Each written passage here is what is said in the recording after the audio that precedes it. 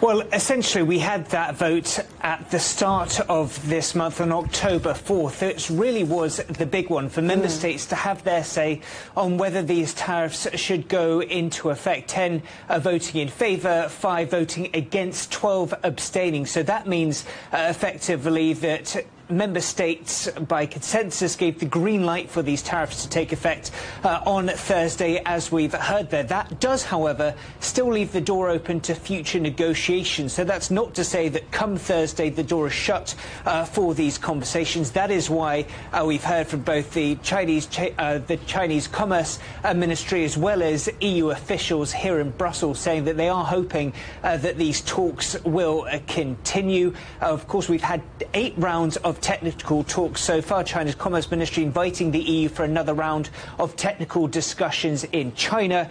But according to the EU, they say that substantial gaps remain, and these latest comments from China's Commerce Ministry further elaborate and expand on that point of perhaps how big those gaps do remain.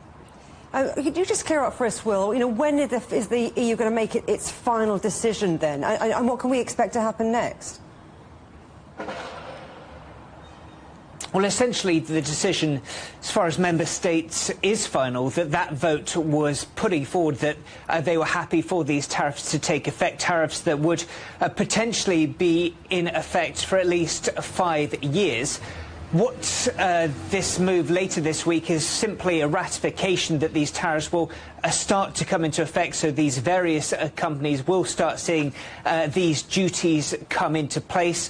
Negotiations will, though, continue in the background if indeed there's no solution found between China and the European Commission by then. That is why the EU is perhaps leaving the door open, as far as they've said in their latest statement, to negotiations to go along, not just between the EU and China, but with individual companies.